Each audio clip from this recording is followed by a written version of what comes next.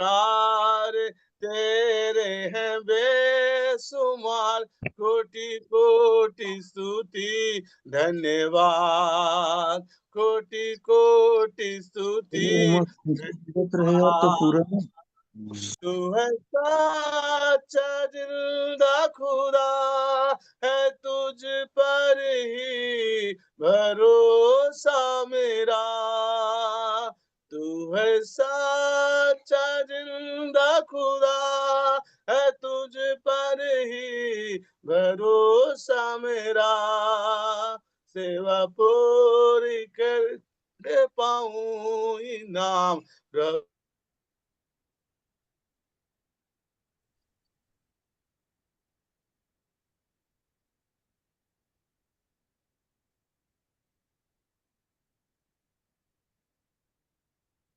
Brother Kumar, Yes, sir. you pick up until he can pick up. Okay, I know you can sing that song because I think we lost him. Yes, sir. Something happened. Yeah, something happened to him. Sir. All right, but he's got a Yes. beautiful voice, by the way. Is he back? Let's try. All right, Okay. all right, that's fine. Thank you very much. I'm going to go ahead and mute him. I think he's something. The Okay. internet in India is kind of poor, but all right. Yes, sir. Yes. Okay, very good. Let's go ahead and start the lesson. Right. 1 second here. All right. Somehow, some way, sometimes we lose people, but that's what happens. Okay, can you see the screen? Yes, yes, we can see. Okay, very good. So let's go ahead and start. The first thing I want to just always give you a warning. Make sure remove all electronics from the hands of your children. This is very important because the devil is reaching out to children through these things.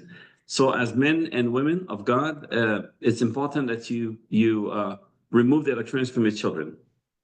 और सबसे पहले यह अध्ययन से पहले मैं सभी को चेतावनी देना चाहता हूं कि अपने बच्चों के हाथों से मोबाइल और ये लैपटॉप, ये सब जो छोटे बच्चे हैं उनको आप बिल्कुल मत दीजिए, क्योंकि बच्चे जो है एकदम शैतानी बातें जो है इससे सीखते हैं अभी। Amen. Now, if they got homework, of course, you can be there maybe with them as they do the homework, but be careful of these electronics.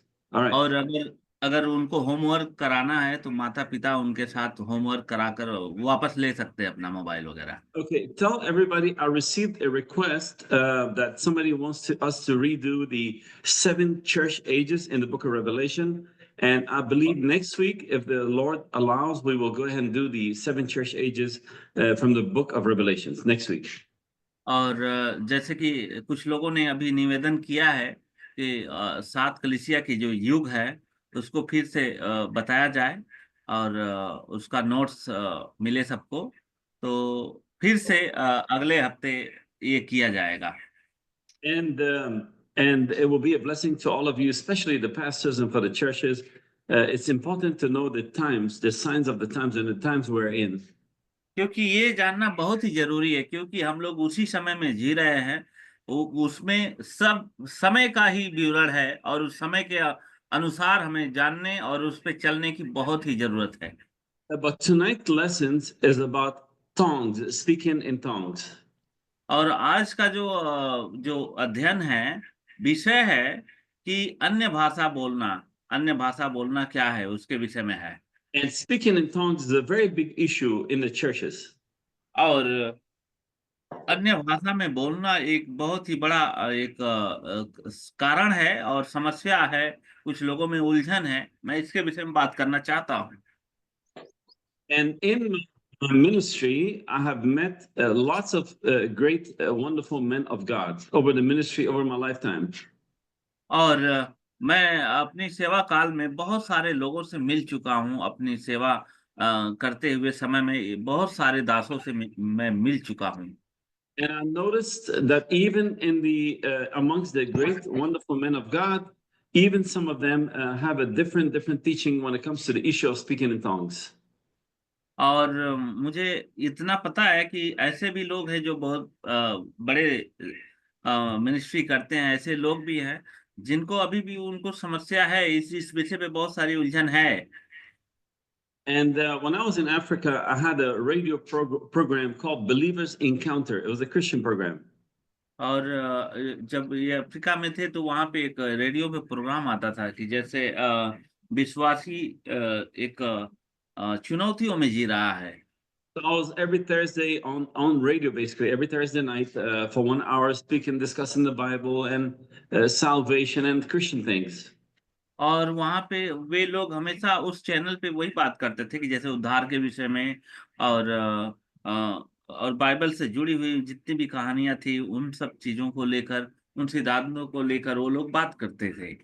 And I realized that whenever you talk about the Holy Ghost and being born again, anything that has to do with the Holy Ghost or the name of Jesus, even pastors sometimes turns against you.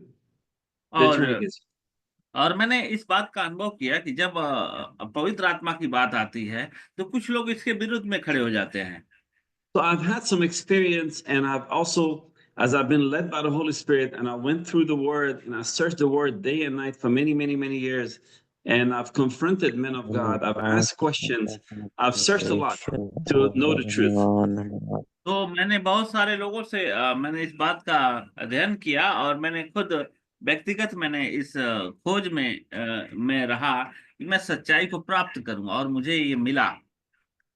So as I searched, then the Lord started to bring more and more revelation to me. और जब मैं खोजने लगा तो प्रभु ने मुझे बहुत सारा प्रकाशन भी दिया। So a lot of Christians will tell you, especially in the Pentecostal group, that speaking in tongues is the initial evidence of the Holy Ghost. और पेंटिकोस कलीसियाओं में इस प्रकार से वे लोग बात करते हैं कि अन्य भाषा में बोलने का मतलब है कि पवित्र आत्मा का जो पहला चिन्ह है, प्रमाण है, वो है अन्य भाषा। So it sounds true, because when we think about the Bible, the upper room, when the 120, the Spirit came upon them, and the Bible says they spake in tongues. So a lot of people take that to be a doctrine, Bible doctrine. तो ये सही भी है क्योंकि जब अपर room में वे लोग प्रार्थना कर रहे थे ऊपर की कोठरी पे, तो वहां पे जब पवित्र आत्मा आया तो लोग अन्य भाषाओं में बोलने लगे। But I'm here to tell you, you've got to search the Word diligently. The Bible says, Jesus says, search the Word diligently, like the Berean, daily, to understand the Word. And I believe that the Lord's brought some of the revelations to me, and I want to pass that on to you, because your salvation, the Bible says, it's appointed for man to live once, and after death is judgment. और मैं इस बात को मैं बताना चाहता हूं कि मैं बहुत खोज पड़ताल के बाद मुझे प्रभु ने ये प्रकाशन दिया है कि जैसे एक बार एक मनुष्य का जन्म होता है, उसके बाद उसकी मृत्यु है, मृत्यु के बाद उसका न्याय होना है, ये निश्चय है। So your salvation is not a joke. This is everything you do on earth. You should be working in order to make sure you receive your salvation. It's a free gift, but you have to come God's provided way in order to receive from Him. तो ये जो उद्धार है ये कोई मजाक की बात नहीं है, लेकिन ये परमेश्वर ने जो दिया है इसके एक मार्ग है और उस मार्ग के अनुसार परमेश्वर ने उद्धार को हमें दिया है। The moon says, every church says, we are the way. और सभी सभी कलीसियाओं के लोग यही बोलते हैं कि हम ही सही रास्ता हैं। But Jesus says, I am the way. लेकिन यीशु मसीह ने कहा कि मैं ही एक सत्य मार्ग हूँ। He said, I'm the truth, I'm the life, and no man comes to God except by me, by Jesus. और यीशु मसीह ने कहा कि मैं ही सत्य और जीवन और मार्ग हूँ, मेरे बिना कोई पिता के पास नहीं जा सकता। And Jesus is the word of God. और यीशु मसीह परमेश्वर का वचन है। He is the spoken word of God. When God spoke, He spoke Jesus. और जब परमेश्वर ने बोला तो उसके शब्द जो थे प्रभु यीशु मसीह थे।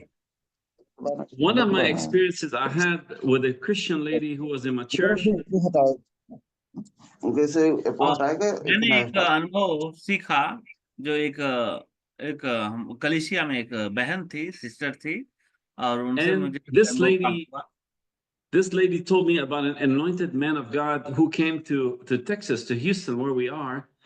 And he came with a very powerful anointing, and he was speaking in tongues and healing the sick, and the blind eyes were being opened. Wonderful things took place in that ministry that night, that service. तो जैसे उस बहन ने बताया कि वो जो दास आए थे प्रभु के, वो अन्य भाषा में बोल रहे थे और बहुत ही अद्भुत कार्य उनके जीवन से पवित्र आत्मा के द्वारा हो रहा था, सब कुछ हो रहा था। But after the service, this man of God went up to his bedroom and he told this lady, he said, "Come up to my bedroom, I want to talk to you." और जैसे ही prayer समाप्त हुआ और वे अपने bedroom में गए और वो उस लेडी को बुलाए, उस महिला को बुलाए उन्होंने। The anointed man was a married man with children, but he was alone in a hotel and he called a single woman to come up to his bedroom. और वो व्यक्ति जो था वो शादीशुदा व्यक्ति था, लेकिन अकेले होटल में वो महिला को भी बुला रहा है। And then when she come up to the bedroom, he told her how much he loved her and that he wants her to make love to him. और वो जब आई महिला उसके कमरे में, तो वो बात कर रहा है कि मैं तुमसे बहुत प्यार करता हूँ, मैं चाहता हूँ कि तुम मेरे साथ रहो। So we see that this man, even though he spoke in tongues, even though he was anointed to do all these wonderful things, yet in the background, something was wrong with his heart. He was a sinner at heart.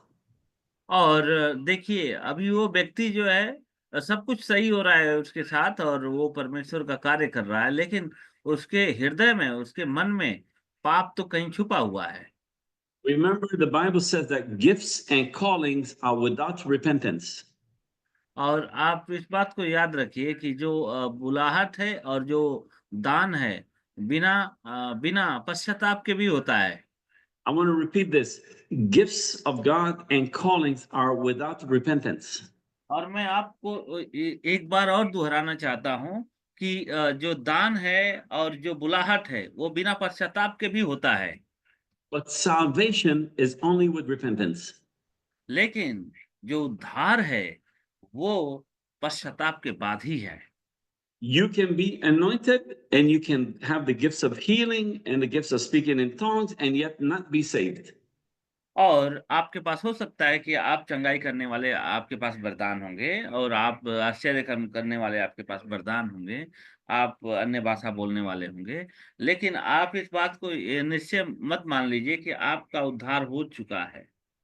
In the book of Matthew, chapter 24, verse 24, it says, "For there shall arise false Christs," that's false anointed ones, "and false prophets, and shall show great signs and wonders, insomuch that if it were possible, they shall deceive the very elect." Matthew 24, 24. Open that, brother, and read it directly from the और Bible. मत्ती उसका 24 कहता है कि अंत के दिनों में झूठे भविष्यवक्ता आएंगे, बहुत सारे लोगों को भरमाएंगे। Did you read it directly from the Bible, 24, 24, Matthew? Yes, sir. So these are men that they will rise and they will show great signs and great wonders. They can imitate everything, but they cannot stick with the word. But these people would deceive many Christians. Many will be deceived. But if you are a bride of Christ, you are a child of God, God will open your eyes to see the truth, and only the truth will set you free. ये ऐसे लोग होंगे जो लोगों को भरमाएंगे और लोगों को गुमराह कर देंगे और झूठ बोलकर, सारी बातों को, चिकनी चुपड़ी बातों को बोलकर उनको पाप की ओर लेकर जाएंगे, लेकिन ऐसे लोग परमेश्वर के राज्य में प्रवेश नहीं कर पाएंगे। Now, in the book of Matthew 3, there's one scripture I want to say here that says, Jesus told Nicodemus, except a man is born again, he cannot see the kingdom of God and he cannot enter that kingdom. और ये आप इस बात को याद रखें, यूहन्ना उसका 3 अध्याय 3 से 5 वचन कहता है, यीशु ने उसको उत्तर दिया, मैं तुझसे सच सच कहता हूँ, यदि कोई मनुष्य नए सिरे से ना जन्म ले तो परमेश्वर के राज नहीं देख सकता। The Pentecostal says, except if you speak in tongues, but the Bible, nowhere in the Bible, Jesus says, except if you speak in tongues, you cannot enter the kingdom of God. लेकिन Pentecost के लोग कहते हैं कि बिना अन्य भाषा बोले आप परमेश्वर के राज को नहीं जा सकते, लेकिन परमेश्वर का वचन क्या कहता है कि बिना नया जन्म ले, अन्य भाषा नहीं, नया जन्म लेकर ही आप परमेश्वर के राज को देख सकते हैं। Jesus says, By their fruits you shall know them, not by the gifts of the Spirit, by the fruits of the Spirit you shall know them.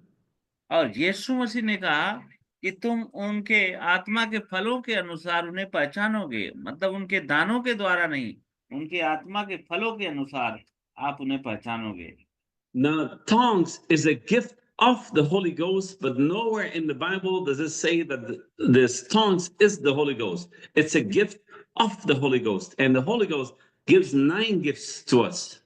और जैसे जो जो दान है वो 9 प्रकार के हैं, और जो फल है वो भी, आत्मा के जो फल है वो भी 9 प्रकार के हैं। So the Holy Spirit gives you 9 gifts, and we will look at those in a little bit. Now, in the book of Mark 16, verse 17 and 18, it says, "And these signs," this is Jesus, "shall follow them that believe. In my name they shall cast out devils, and they shall speak with new tongues." और मरकुस उसका 16 अध्याय 17 से 18 कहता है, और विश्वास करने वालों में ये चिन्ह होंगे, वे मेरे नाम से दुष्ट आत्माओं को निकालेंगे और नई नई भाषा बोलेंगे। Notice that Jesus here did not say, "And every one of you will cast out devils, and every one of you will speak in tongues." He said, "No, but these signs will follow them, the people that believe in me." In that church, there will be those who cast out devils. There will be those who speak in tongues. There will be another that will interpret tongues. There will be another workers of miracles, and so on. So it's not every person will speak in this. It will not be every person that can cast out devils, but these are gifts in the church to help the church. अब यहाँ पे देखिए कि ये जो दान है वो किसके पास है? जो विश्वास करने वाले लोग हैं उनके पास है। और ये विश्वास करने वालों में ये चिन्ह होंगे, वे मेरे नाम से दुष्ट आत्माओं को निकालेंगे, नई नई भाषा बोलेंगे। ये सारी बातें जो है विश्वास करने वालों के लिए है। When Jesus was buried in the tomb, Mary Magdalene came on the 3rd day, came early in the morning to the tomb, and she did not find Jesus. And the angels told her, "He is not here, he is risen." और जब Mary मगदलिनी जब यीशु मसीह के कब्र पर आती है तीसरे दिन, तो उस समय स्वर्गदूत आकर कहता है कि यीशु मसीह यहाँ पे नहीं है। Then when Mary came to leave, Jesus appeared to her at the door of this sepulcher or the tomb. And look what Jesus says to her. Jesus says unto her, "Touch me not, for I am not yet ascended to my Father. But go to my brethren and say unto them, I ascend unto my Father and unto your Father and your Father, and to my God and to your God."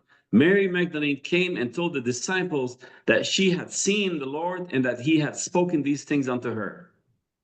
और यहाँ पे यूहन्ना उसका 20 अध्याय 16 से 17 में देखते हैं कि यीशु ने उनसे कहा, मुझे मत छू, क्योंकि मैं अब तक अपने पिता के पास ऊपर नहीं गया, परंतु मेरे भाइयों के पास जाकर उनसे कह दे कि मैं अपने पिता और तुम्हारे पिता के पास और अपने परमेश्वर और तुम्हारे परमेश्वर के पास ऊपर जाता हूँ। मरियम मगदलिनी ने आकर चेलों से कहा, मैंने प्रभु को देखा है और उन्होंने मुझसे ये बातें कही है। I want you to realize that the first evangelist was a woman. God chose a woman to go and tell the disciples that Jesus has risen from the dead. और मैं आपको बताना चाहता हूं कि कैसे प्रभु ने एक औरत का सबसे पहले यहाँ पे इस्तेमाल किया यीशु मसीह के मरने के बाद, कि वो कहता है, सबसे पहली जो बात है औरत को कहता है कि जाओ यीशु मसीह के बारे में बताओ। Jesus told her, "Don't touch me, because he has just risen from the dead." He said, "Today I'm going back to my Father and your Father, to my Lord and your Lord, to heaven." He's going back to the Father. He went up there, and then he said, "I will come back." और जैसे ही Mary मगदलिनी से वो बात करता है, वो कहता है कि मैं तुम्हारे और मेरे पिता के पास जाता हूँ और फिर मैं उधर से आकर फिर अपने भाइयों से मिलूंगा, और वैसा वो करता है। Let me just mute somebody is here. Okay, so we see that Jesus had 2 ascensions and not 1. और यहाँ पे हम देख सकते हैं कि यीशु मसीह के 2 गुण हैं, यहाँ पे एक ही नहीं है, 2 है। So he had 2 different ascensions. So the first ascension, immediately after he rose from the dead, he said, Mary, don't touch me. I go first to my Father, and then I will come back. और सबसे पहला जो चिन्ह है और जो सबसे पहली बात है कि यीशु मसीह कहते हैं कि मैरी मगदलनी मुझे छू मत, क्योंकि मैं अपने पिता के पास जाता हूँ। In verse 19, then the same day he went up to heaven. It says, at evening, being the first day of the week, when the doors were shut, there the disciples were assembled for the fear of the Jews. Came Jesus and stood in the midst and says unto them, peace be unto you. और वैसा ही होता है कि जब वो Watch your mouse, brother. Watch your mouse, please. Yes sir, I'm not Yeah, go ahead. using mouse. Okay, I don't know why somebody's touching. Okay, go ahead. हाँ, तो यीशु मसीह ने उसी दिन वो शाम को वो चला गया और फिर वापस आता है, जहाँ पे देखता है कि बहुत सारे लोग जो एक साथ प्रार्थना करते हैं, और वहां पे उस भीतरी कोठरी में आकर वो कहता है कि शांति तुम पर बनी रहे। In, I believe, the verse 22, and then when he had said this, it says, he breathed on them and says, receive ye the Holy Ghost. और उसी समय वो कहता है, वो अपनी सांसों को फूंकता है और कहता है कि पवित्र आत्मा ग्रहण करो। यूहन्ना उसके 20 के 22 में यहाँ पे हम पढ़ भी सकते हैं। और यह कहकर उसने उन पर फूंका और उनसे कहा पवित्र आत्मा ग्रहण करो। The disciples were in the house, the doors were closed, the windows were closed, they were afraid of the Jews, and Jesus appeared to them. And the Bible says he breathed on them and says, receive ye the Holy Ghost. और उस समय, उसी संध्या के समय में, जो पहला दिन था, संध्या के समय में द्वार जहाँ पे से इकट्ठे हुए थे, यहूदियों के डर के मारे बंद थे, तब यीशु उनके बीच में आकर खड़ा हुआ और उनसे कहा तुम्हें शांति मिले। और वहीं पे वो कहता है कि तुम्हें पवित्र आत्मा ग्रहण हो, और उन पर थूकता है। To realize that here it says they received, not filled, but they received the Holy Ghost. And this was after Jesus rose from the dead. He went the first time to heaven, and most people don't see this. They're blind of this fact. He went up to heaven, came back down from heaven with this gift of the Holy Ghost, and the men and women received the Holy Ghost. और जब यीशु मसीह स्वर्ग पर गया उसी दिन, तो लोगों को पता नहीं चला। फिर वो वापस जब आता है और लोगों को दानों को देता है, आत्मा को ग्रहण करने की बात करता है, तब लोगों को मिलता है। I want you to pay attention. In John 20, verse 22, the Bible says that they received the Holy Ghost. In the book of Acts, chapter 2, verses 4 and 5, the Bible says they were filled with the Holy Ghost. Two different things. और यहाँ पे हम देखते हैं जो मत्ती वाले अध्याय में कि वे पवित्र आत्मा ग्रहण करते हैं। और प्रेरितों काम 2 का 38 में यहाँ पे पवित्र आत्मा से भर जाते हैं। 2 बातें हैं, आत्मा से भरना, और मत्ती में है पवित्र आत्मा को प्राप्त करना। So in these two different occasions, when they receive the Holy Ghost, God gives you fruits of the Spirit. When you are filled with the Holy Ghost, God gives you gifts of the Spirit. और यहाँ पे हम दो प्रकार की बातों को देखते हैं कि आत्मा को प्राप्त करना और आत्मा से भर जाना। उसी प्रकार से आत्मा का दान और आत्मा के फल भी है। Now there are 9 fruits of the Spirit, and there are 9 gifts of the Spirit. और 9 दान भी है आत्मा के, और 9 फल भी है आत्मा के। The fruits of the Spirit is evidence of your salvation. The gifts of the Spirit is power for you to serve in the kingdom of God, in the church.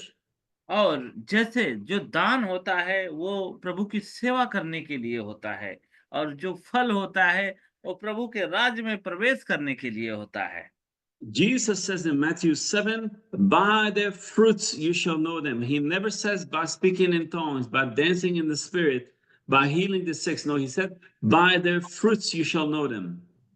और जैसे मत्ती उसके 24 का 24 कहता है कि उनके फलों के द्वारा तुम उन्हें पहचान लोगे। उनके दानों के द्वारा नहीं कहता है, लेकिन उनके फलों के द्वारा पहचानने की बात करता है। Now, yes, God can you can receive the Holy Ghost and be filled with the Holy Ghost at the same time and speak in tongues.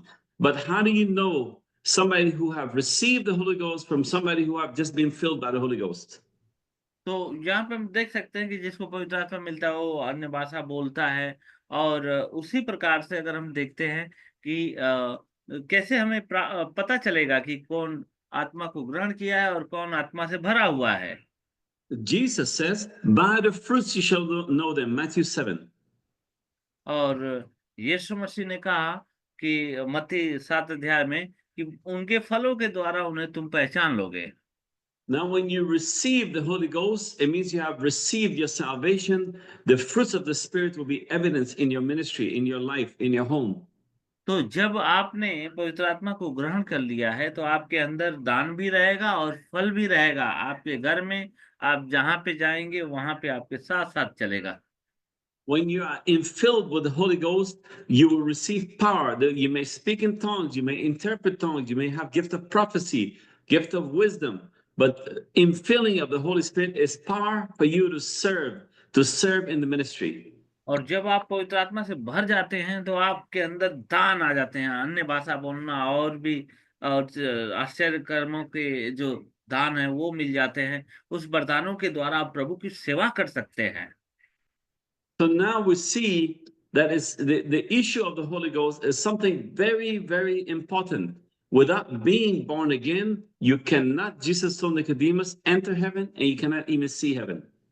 और वही तो बात है कि पवित्र आत्मा को ग्रहण करना, पवित्र आत्मा के दानों के द्वारा और उसके फलों के द्वारा ये समझने की जरूरत है कि हमारे पास अन्य भाषा बोलना और वरदान दान हो सकता है, लेकिन बिना नए जन्म के हम परमेश्वर के राज्य में प्रवेश नहीं कर सकते हैं।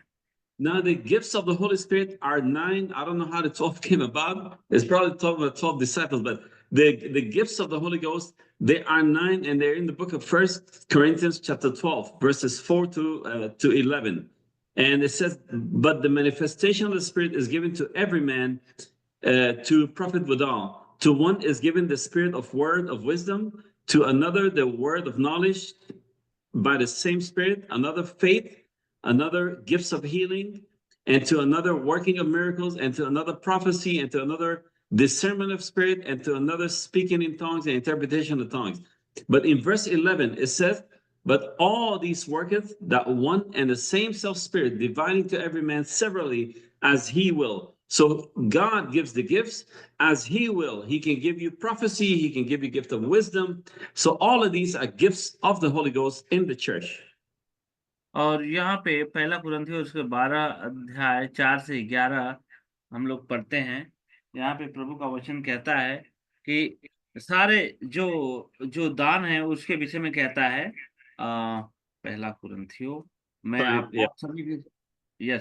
आप सभी के लिए पढ़ता हूँ 12 अध्याय 4 से लेके। तो यहाँ प्रभु का वचन कहता है कि वरदान तो कई प्रकार के हैं परंतु आत्मा एक ही है, और सेवा भी कई प्रकार की है परंतु प्रभु एक ही है, और प्रभावशाली कई प्रकार के हैं, कार्य कई प्रकार के हैं परंतु परमेश्वर एक ही है, जो सबसे हर प्रकार का प्रभाव से उत्पन्न करता है, किंतु सबके लाभ पहुंचाने के लिए हर एक को आत्मा का प्रकाश दिया जाता है, क्योंकि एक को आत्मा के द्वारा बुद्धि की बातें दी जाती है और दूसरे को आत्मा के अनुसार ज्ञान की बातें, और किसी को आत्मा से विश्वास और किसी को उसी एक आत्मा से चंगा करने का वरदान दिया जाता है, फिर किसी को सामर्थ्य के काम करने की शक्ति, और किसी के भविष्यवाणी करने की, और किसी को आत्माओं की परख, और किसी को अनेक प्रकार की भाषा, और किसी को भाषाओं का अर्थ बताना। परंतु ये सब प्रभावशाली कार्य वही एक आत्मा करवाता है, जिसे जो चाहता है उसे वो बांट देता है।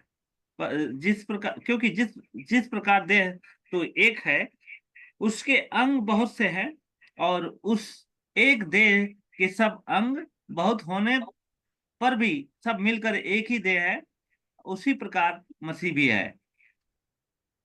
Yes, so also in the book of Galatians 5, verse 22, that's why the fruits of the Spirit, when you're born again, when you receive the Spirit, you receive fruits. And it says, but the fruits of the Spirit is love, joy, peace, long-suffering, gentleness, goodness, faith, meekness, temperance. Against such things there is no law. And they that are Christ have crucified the flesh with the affections and lusts. और गलतियों उसका 5 अध्याय उसका 22 का 24 कहता है, परंतु आत्मा का फल प्रेम, आनंद, मेल, धीरज, कृपा, भलाई, विश्वास, नम्रता, संयम है। ऐसे लोगों के विरुद्ध कोई व्यवस्था नहीं है। और जो मसीह के हैं उन्होंने शरीर को अभिलाषाओं और वासनाओं को क्रूस पर चढ़ा दिया है। When you receive the gifts, receive the Holy Ghost, you receive gifts. I'll put this in Hindi first.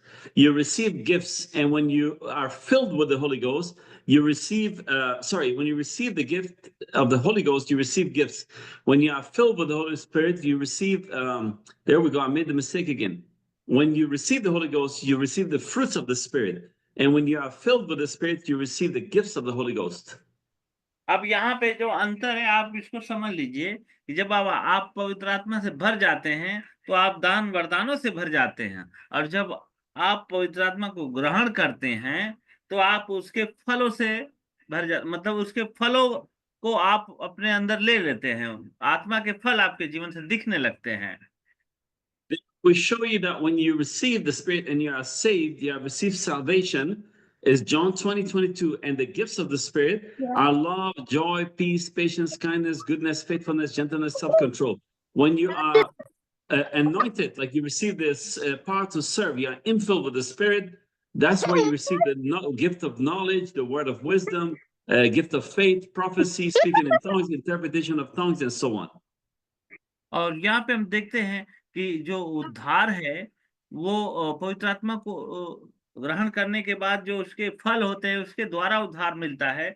और जब पवित्र आत्मा से जो व्यक्ति भर जाता है और सेवा करने की सामर्थ्य मिल जाती है, जैसे ज्ञान का शब्द, बुद्धि का वचन और भविष्यवाणी का उपहार, विश्वास का दान और संगाई के वरदान और चमत्कार करने के वरदान और आत्माओं को पहचानने का वरदान, विभिन्न प्रकार की भाषाओं को बोलने और उसके अर्थ बताने का वरदान।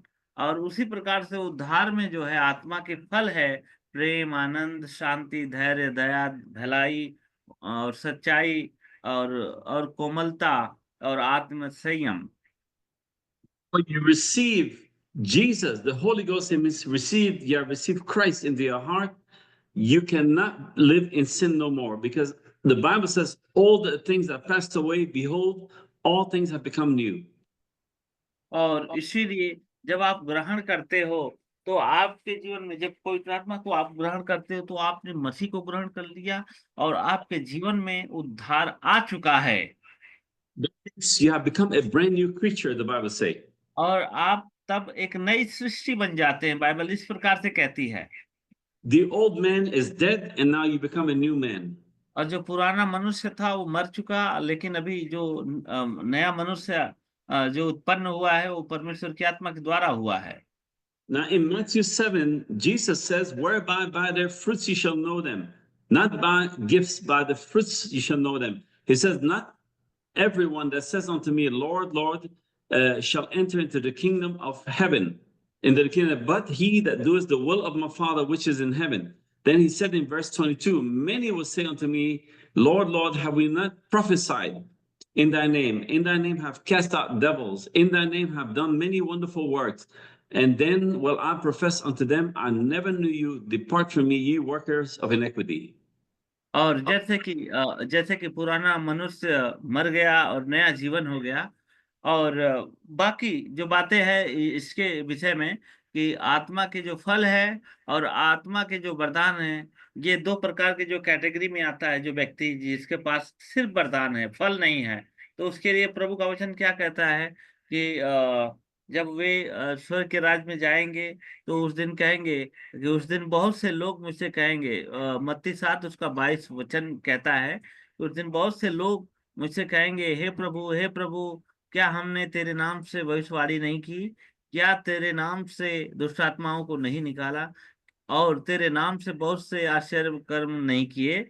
तब मैं उनसे खुलकर कह दूंगा कि मैं तुमको कभी नहीं जाना, हे कुकर्म करने वालों, मेरे पास से दूर हो जाओ। I want you to pay attention. These people are Christian people, Christian men and women.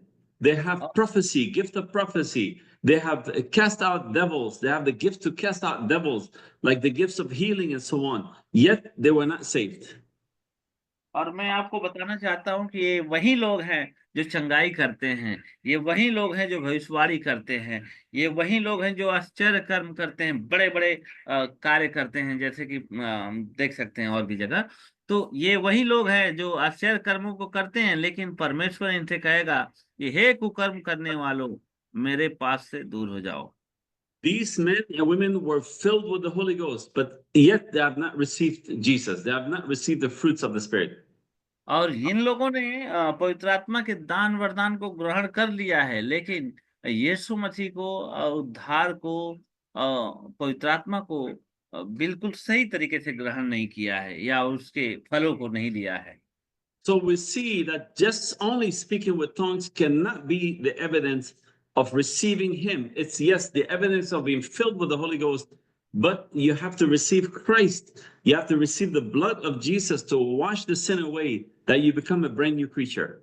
इसलिए जो लोगों ने वरदानों को तो प्राप्त कर लिया है, आश्चर्य कर्मों को प्राप्त कर लिया, सब कुछ उन्होंने प्राप्त किया, लेकिन जब तक वे आत्मा के फल नहीं अपने अंदर से दिखाएंगे, तब तक वे परमेश्वर के राज्य में नहीं प्रवेश कर सकते। Now remember one thing, in the book of Matthew 13, Jesus gave this parable of him sowing a seed, and then there was wheat that came up, but there was also tares, and the rain came on the wheat and the tares, and they grew together.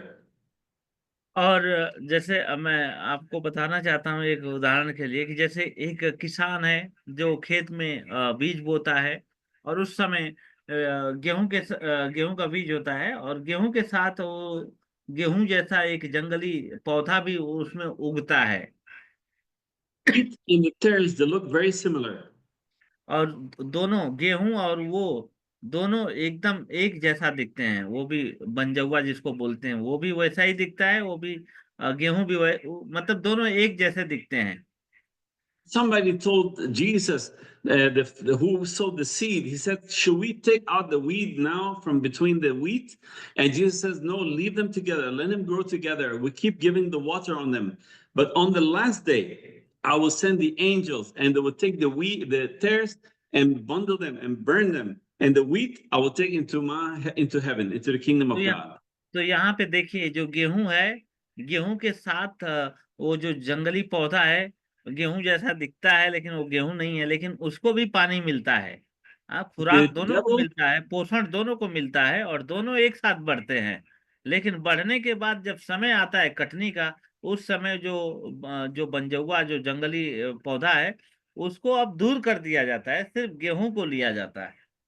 The devil can impersonate any gift in the Bible, but he can never stick with that word. और जो शैतान है वो परमेश्वर के वचन से बिल्कुल दूर रहेगा, लेकिन जो परमेश्वर के वचन से दूर है उसके साथ रहेगा। Moses went to Egypt with the stick, the staff. He threw it down, it became a snake. Then the devil came, Pharaoh called his two magicians. They threw their sticks down, and the two sticks became two snakes as well. और जैसे हम देखते हैं कि मूसा ने एक छड़ी लिया और छड़ी को मारा, और छड़ी जो है सर्प बन गया।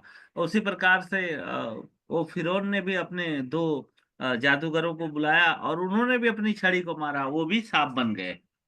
So the devil can imitate lots of gifts, but he can never stick with the word. He cannot accept this word. तो जो शैतान है वो भी नकल कर सकता है, जो आश्चर्य कर्म करने का, चंगाई करने का, सब कुछ कर सकता है, जैसे जितने विधान है वो सब कर सकता है, लेकिन वो परमेश्वर के वचन के साथ खड़ा नहीं रह सकता है। Again, Christian will punctuate every word in this Bible with hallelujah and amen. और जो व्यक्ति जो प्रभु को मानने वाला है, जो विश्वास करने वाला है, उसके हर एक काम में वो हमेशा हालेलुया और आमीन के साथ ही वो करेगा। A true Christian will never reject this written word. और जो सच्चा एक विश्वासी होगा, प्रभु को मानने वाला व्यक्ति होगा, वो कभी भी परमेश्वर के वचन का तिरस्कार नहीं करेगा। Because the same Holy Spirit that saved you is the same Holy Spirit that wrote this word. The Holy Spirit cannot deny the word. क्योंकि पवित्र आत्मा परमेश्वर के वचन का तिरस्कार नहीं कर सकता है। उसी प्रकार जिसके पास पवित्र आत्मा है वो कभी भी परमेश्वर के वचन का तिरस्कार नहीं करेगा। If you don't believe Hebrews 13:8 that Jesus Christ is the same yesterday, today, and forever, that's not the Spirit of Christ. और जब हम देखते हैं कि इब्रानियों की पत्री में वो बताता है कि जो आत्मा जो विरुद्ध में कार्य करती है वो प्रभु परमेश्वर की आत्मा नहीं है। Now, yes, in the church, we need people to speak in tongues. It's very important. We need healers, we need miracle workers, but we need people to be born of the Spirit, to have received the Spirit of Christ, been washed with the blood of Jesus, and converted and changed. और हमारे कलीसियाओं में भी अन्य भाषा बोलने वाले लोग चाहिए, हमारे कलीसियाओं में भी शंगाई करने वाले लोग चाहिए, भविष्यवाणी करने वाले लोग चाहिए, लेकिन उसी के साथ हमें ऐसे भी चाहिए जो नए जन्म प्राप्त किए हुए लोग हैं। Many years ago, not many, but maybe 3-4 years ago, I called, if you know, you ever heard of Billy Graham? I called Billy Graham Ministry. और 3-4 साल पहले की बात है कि मैंने बिली ग्राहम मिनिस्ट्री में कॉल किया, फोन से बात किया मैंने। Brother Kumar, do you know Billy Graham? You heard of Billy Graham? Yes, sir. He is very famous. Very famous, wonderful. I called his ministry, and in fact, somebody from his house or household answered me. He said, "How did you get my number?" And I said, "I got it from the internet." And I asked them the question. I said, "Did Billy Graham ever speak with tongues? Is there any evidence?" And the person told me, "There's no evidence that Billy Graham ever spoke with tongues." और मैंने call किया और मैंने उनसे एक सवाल किया उनके दफ्तर में कि क्या कभी बिली ग्राहम साहब ने कभी अन्य भाषा में बोला? उन्होंने कहा कि नहीं, उन्होंने कभी भी अन्य भाषा में नहीं बोला है। So we see that Billy Graham, he was saved, he had received the Spirit, he probably was filled with the Spirit and maybe had the gift of teaching or the gift of wisdom or the gift of faith. So God has given him a different gift. तो परमेश्वर ने उनको बहुत सारे ऐसे दान वरदान दिया था, जैसे वचन देने का और पढ़ाने का और भी चंगाइयों का, बहुत सारे वरदानों से उनको एकदम तृप्त किया था। तो इसको ये भी कह सकते हैं किसी किसी को अलग अलग वरदान मिलता है, उसी प्रकार से उनको भी अलग अलग वरदान मिला हुआ था। And we see that his life was from the minute as a young teen, he was converted. This man loved God, he served God with all his heart, and he went on the mission field like John the Baptist and like many others, just serving God. His whole heart was to serve God and to bring many thousands and millions maybe of souls to the kingdom of God.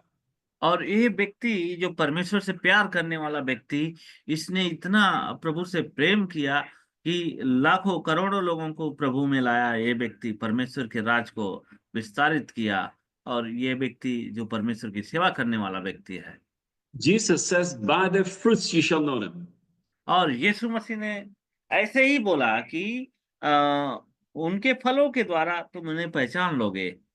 Now, nowhere in the whole Bible, the Bible says that tongues is the Holy Ghost. Tongues is a gift of the Holy Ghost. No scripture says tongues is the Holy Ghost, but it's a gift of the Holy Ghost.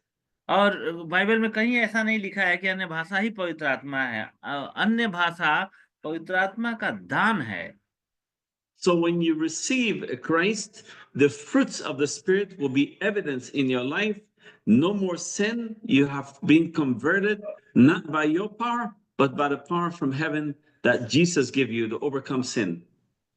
तो इसलिए जब आपके पास जब दान होते हैं और इसके साथ जब फल होते हैं, तो परमेश्वर आपको हर एक पाप के ऊपर आपको विजयी बनाता है। कोई भी चीजें आपको आपको आपको बेकार नहीं कर सकती है या आपके कामों को रद्द नहीं कर सकती है। So I want you to realize two things. The first one is after Jesus rose from the dead, the third day, which was Monday morning, he met Mary Magdalene and said, "I go to my Father and to your Father, my Lord and your Lord."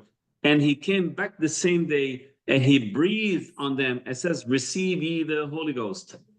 और यीशु मसीह जिस दिन जो मृतकों में से जी उठा, उसी दिन वो स्वर्ग में गया और उसी दिन वापस जब स्वर्ग से आया तो वो लोगों को फूंक कर कहता है कि पवित्र आत्मा ग्रहण करो। many days later, Jesus spent some time on earth, and I think the Bible says about 500 men saw him. The second ascension, when he went up to earth, the last words he spoke to his disciples, he told them in Luke 24:49, and behold, I send the promise of my Father upon you, not to receive, but upon you. But tarry ye in the city of Jerusalem until ye be endued with what? With power from on high. और फिर इसके बाद में जो सबसे अच्छी बात है कि जब प्रभु यीशु मसीह जा रहे थे उस वक्त उन्होंने कहा था कि मैं तुम्हारे लिए एक सहायक भेजूंगा जो तुम्हें सामर्थ से भर देगा और तुम सेवा के लिए तुम्हें सामर्थ से भर देगा। Yes. I'm gonna have to mute this brother. Okay. Yes, yes. 1 second. Okay. All right. I'm not able to mute him for some reason. Okay. So you will receive power. So Jesus told the disciples after they have been saved, he said, wait in the upper room for me. After I go to heaven, I will send this. They said, tarry in Jerusalem until you've been endued. You receive power. And the power is not to save you, but is to give you power to serve in the kingdom of God.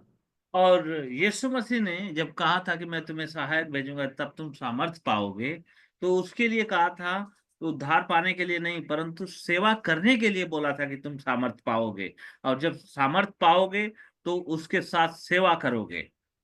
Now remember when Jesus sent his disciples to heal the sick and they came back rejoicing, he told them, don't rejoice because you're healing the sick and raising the dead, but rejoice because your name is written in the book of life in heaven. This is way before the upper room.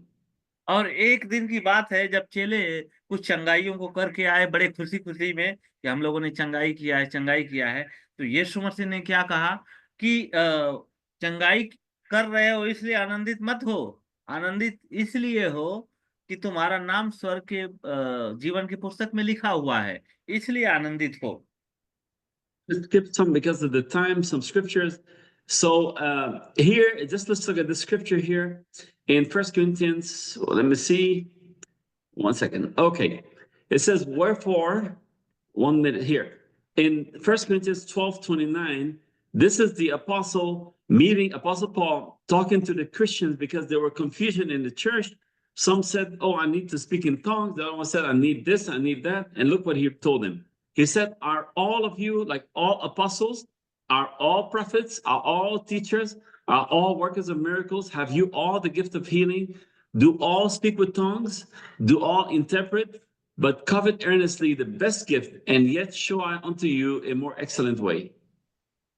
और यहाँ पे पहला कुरिन्थिया उसका 12 अध्याय उसका 29 से 31 पद कहता है, क्या सब प्रेरित हैं?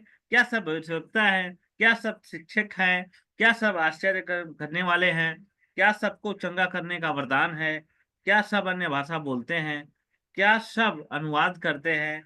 परंतु उत्तम से उत्तम वरदानों की लालसा करो, तो भी मैं तुमसे कहता हूँ उत्तम मार्ग मैं तुम्हें इससे उत्तम मार्ग बताता हूँ। Next thing is for you to receive Christ and be forgiven of your sin, cleansed with the blood. Then you can receive any gift. The Holy Ghost will give you a gift. You can pray for tongues. You can pray for gift of healing and miracles and wonders. But make sure that you receive Him first. Then He gives you the anointing to do the work. Because many people pray only for tongues. And it's wrong. You have to pray and ask God to give you whatever gifts for you to serve in the ministry. But first is for your salvation. That comes first.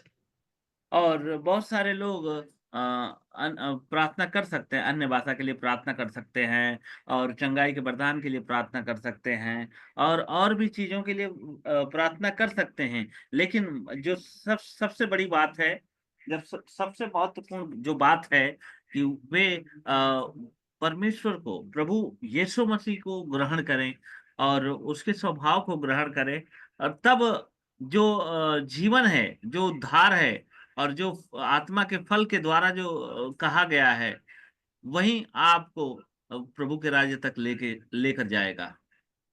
I want to give you a quick example in India. if you take a policeman and you just give this man a gun, you give him power.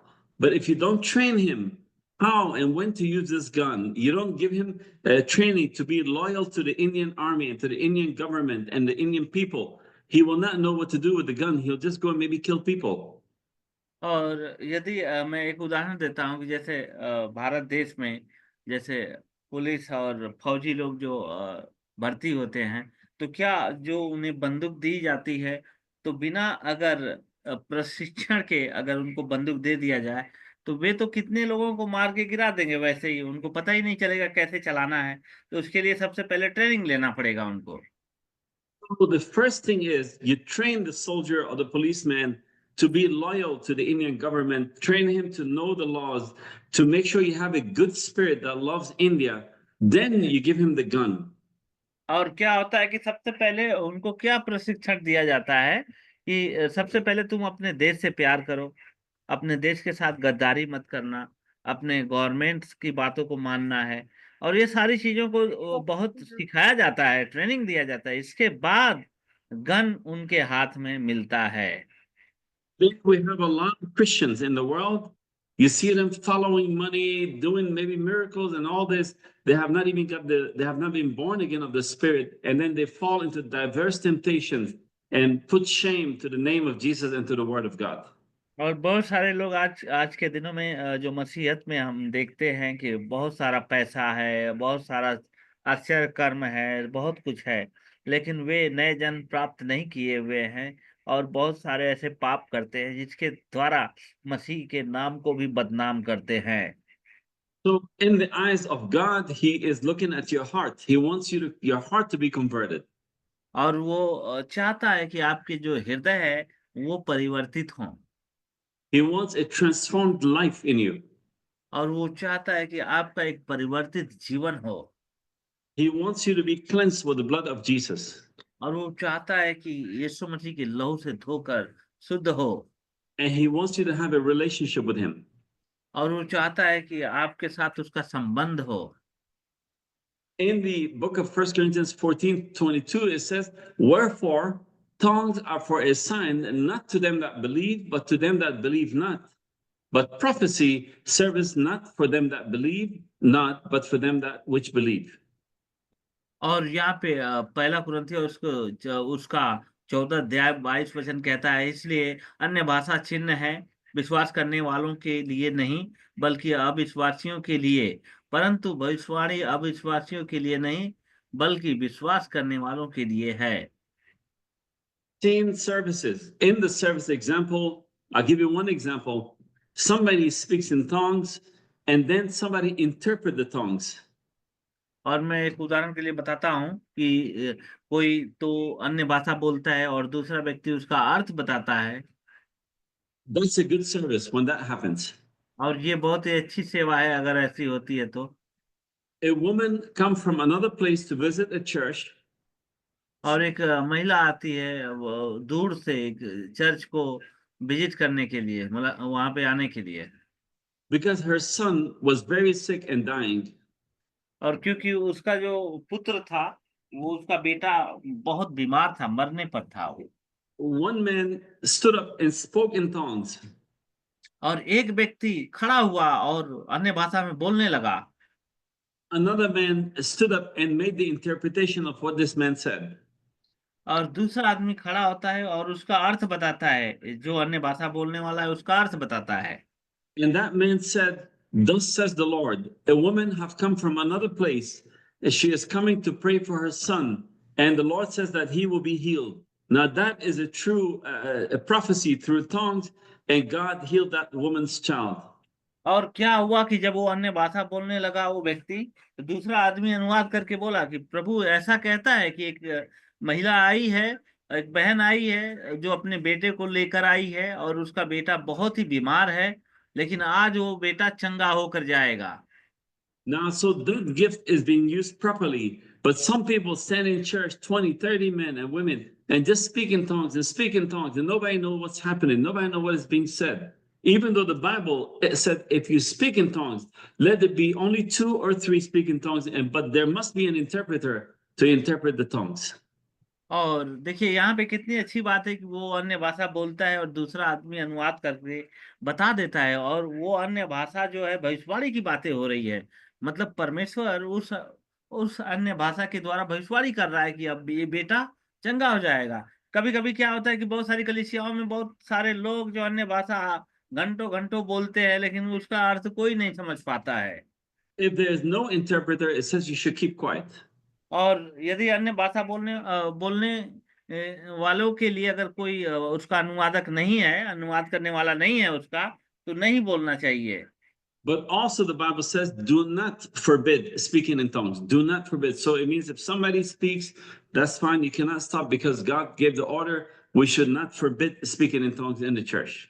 तो इसका मतलब ये भी नहीं है कि हम दूसरों को मना करें, क्योंकि बाइबल कहती है कि दूसरों को अन्य भाषा बोलने से मत रोकना। मतलब हमें दूसरों को नहीं रोकना है, और व्यक्तिगत हम बोल सकते हैं। और जब सभा की बात आ गई तो वहां पे थोड़ा सा ये अनुवादक होना चाहिए। Acts 2:38, the Bible says, you must repent, you must be baptized, and you shall receive the gift of the Holy Ghost. और वो कहता है कि प्रेरितों का काम उसका 2 का 38 कहता है कि तुम मन फिराओ और अपने अपने पापों की क्षमा के लिए बपतिस्मा लो, तब तुम आत्मा ग्रहण करोगे।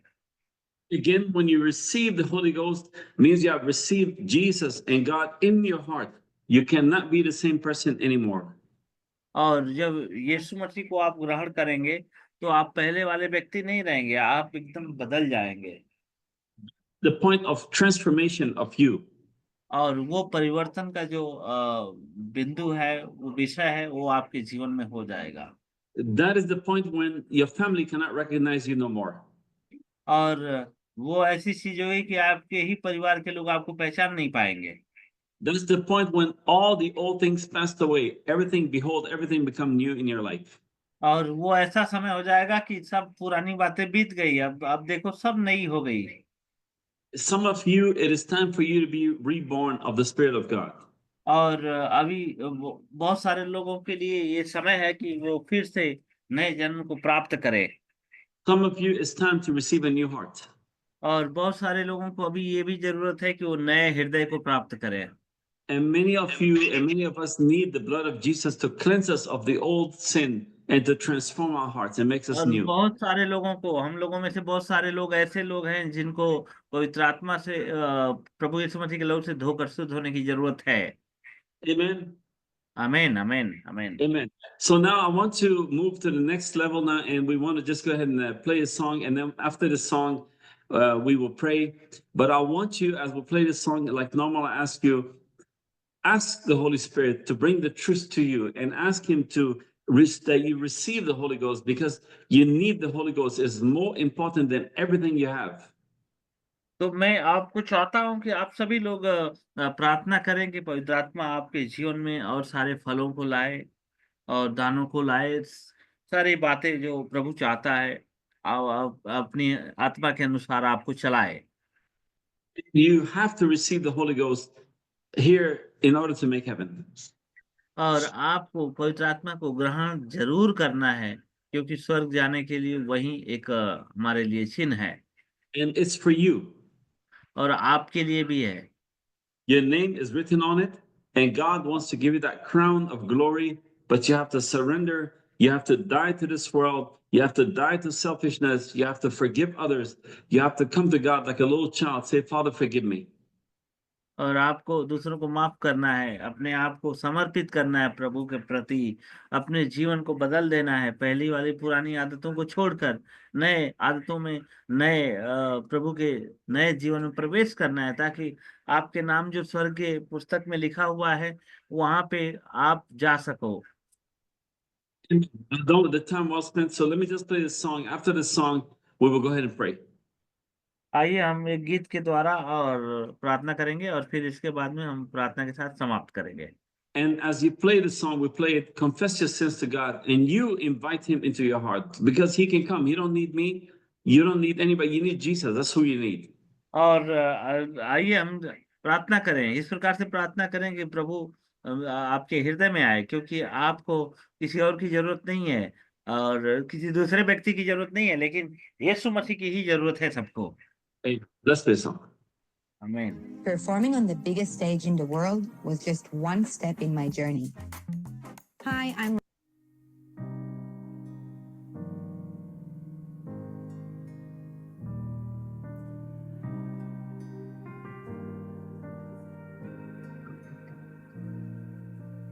वेदी के ऊपर हम खुशी से कुर्बान, मर मिटे हैं कब से जुनूने तेरा प्यार।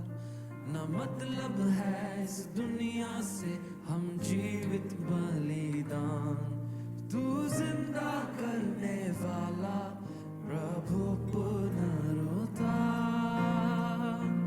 क्या कोई तेरे जैसा बचाने वाला, तू ही है खुदा। तेरा राज अब है यहाँ, हर राजा से ऊंचा है यीशुआ।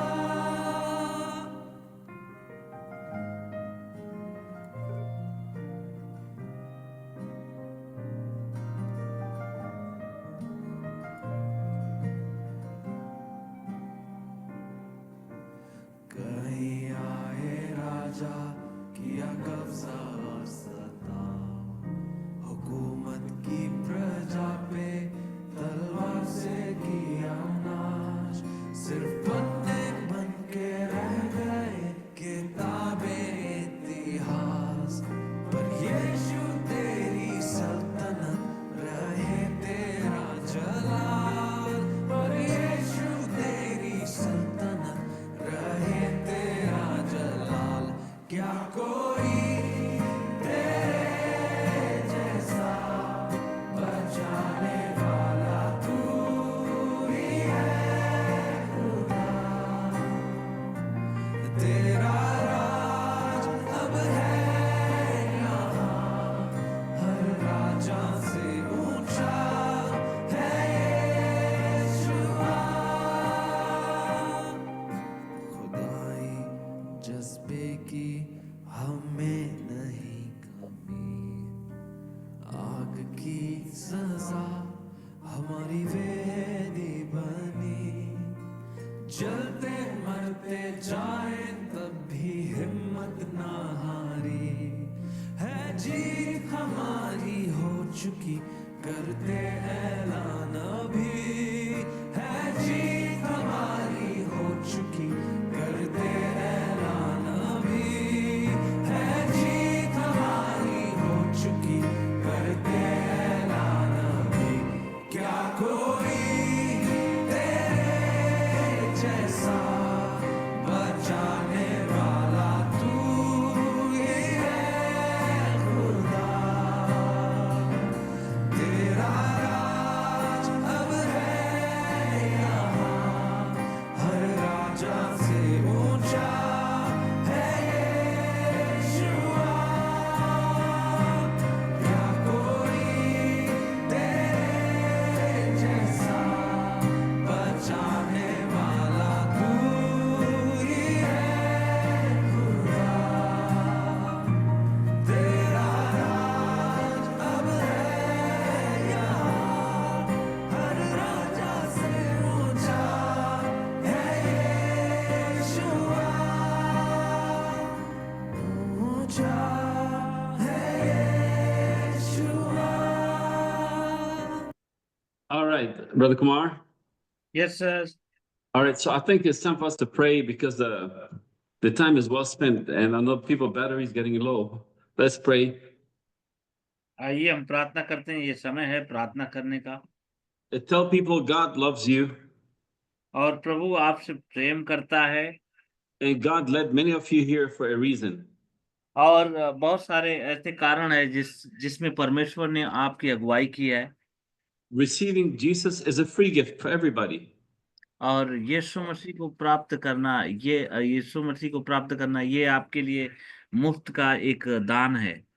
But when you come to Christ, you must come with a heart determined to repent and ask God to forgive you.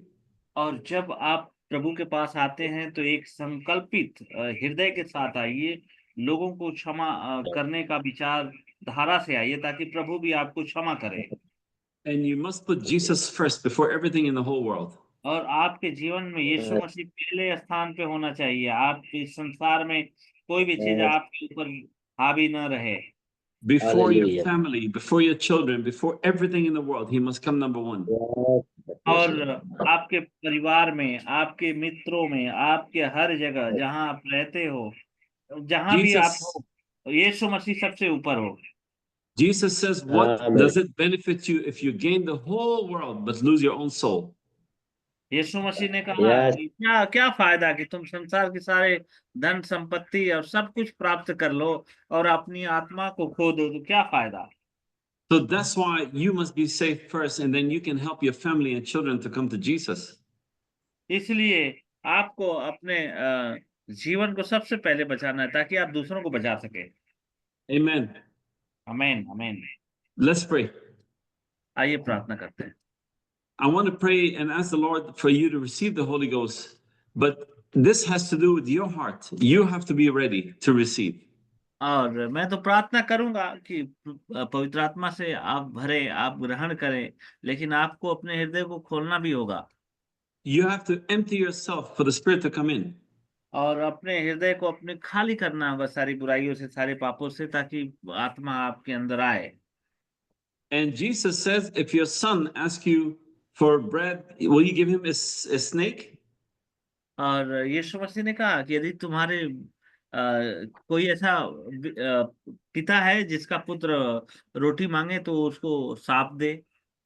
God is more willing to give you. He wants to give you the Holy Ghost, but you have to humble yourself and your heart must be right and he will give it to you, even right now. और प्रभु तो तैयार है आपको देने के लिए, सब कुछ देने के लिए, पवित्र आत्मा देने के लिए, लेकिन आप लेने के लिए तैयार हैं कि नहीं है। Amen. आमीन। Let's pray. आइए प्रार्थना करते हैं। I think let's all of us pray. Let's everybody open the speaker. We'll all pray together. I think it'll be better that way. आइए हम Let me- सभी लोग एक साथ मिलकर प्रार्थना करेंगे। अपने अपने माइक को खोल लीजिए, सभी Okay, लोग एक साथ everybody- प्रार्थना करेंगे।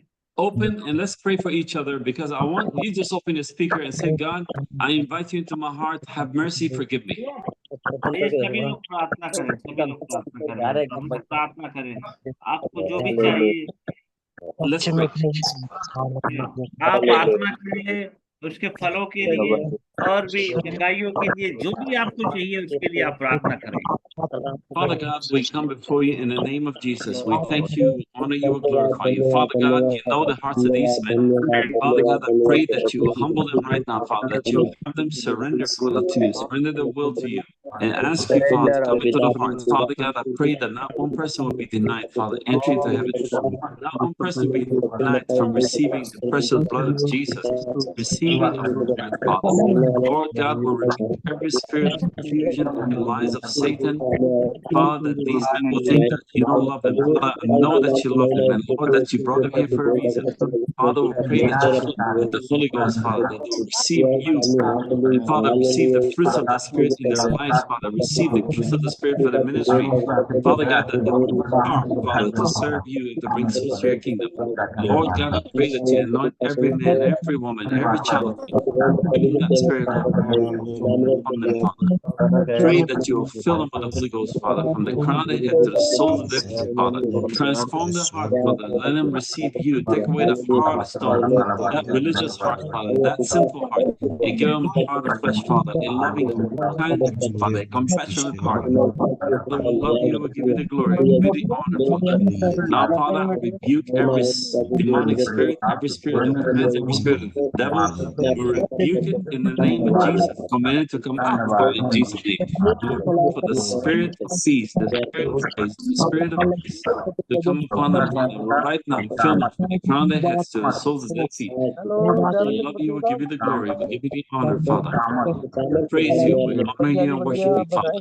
Lord Jesus, I pray for these men, for the ministries, Father, for a hedge of angelic protection around them, around their ministries, around their families, Father. Pray for provisions, Father, that you send provisions, that they can be, that they have the way to serve you, Father, that they will not walk in want, but they will walk in the spirit of this joy, Father, provisions will come in their way. Father, we love you. Father, we pray that you release angels from heaven, Father, to put a hedge of protection around their homes, around their families, around their children, Father. May you make them invisible to the enemy. Father, we thank you, we love you, we honor you, we glorify you, we praise you, Father. We worship you, Father. Glory and honor be to your holy name. Father, I pray for the brothers, I pray for the sisters, Father. I pray for them, Father. For Brother Gandhi, for Vivo, Father, for every one of these brothers, Father. Bless them, protect them, guide them, lead them into all the truth, Father. In the mighty name of Jesus, I pray, Father. Pray, Father, that you would disperse, Father, angels to their homes. Disperse angels everywhere they go, Father. Let the angels go ahead of them. Let the angels be on the side of them, on behind them, Father, protecting them, guiding them, leading them to win souls to the kingdom. Father, we thank you, we love you, we give you all the glory, all the honor. In Jesus Christ's name I pray. Amen, amen, amen. Amen. Amen, Brother amen. Kumar, Yes. please tell them next week we have a very, very important study. They asked me to do it, the 7 church ages.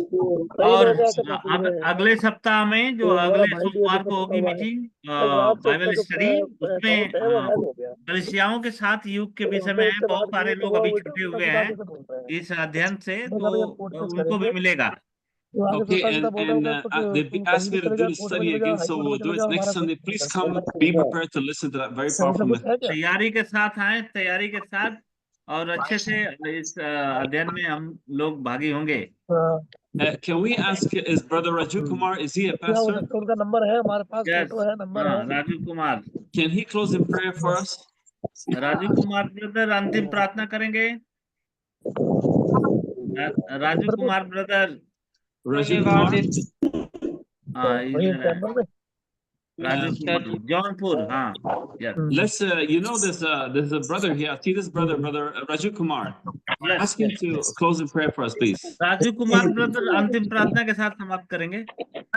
उन्हीं का खाता देखता नहीं है, हमारे जानने वाले कई लोग हैं, कई लोगों का खाता लिया है उन्होंने, घुमाया है। करंट अकाउंट है उनका, करोड़ों के हिसाब से मतलब किया देन लेन, और जिनका सेविंग है उनका लाखों के हिसाब से किया है। लेकिन आगे वाले को 10-10 हजार रुपए दिए हैं, वो भी किसी को मिले, किसी को नहीं मिले। हेलो ब्रदर, अपनी माइक बंद कीजिए। भी कुछ नहीं हुआ है, बाकी उन्होंने जो भी पैसा अपना देन लेन किया है, खाना था जो है वही करके खुद खाया है। भाई जी अपनी माइक बंद करिए। सदा होती रहे, आमीन आमीन आमीन आमीन। पार्टी ने तो अपने लॉन के चक्कर में दिया है ना। See everybody. See you next week. God bless you all. Thank you प्रभु, आप सभी को आशीष दे। अगले सोमवार को मिलते हैं। खाता book, ATM. Amen. Good night. Thank you sir, thank you. Thank you. Bye-bye.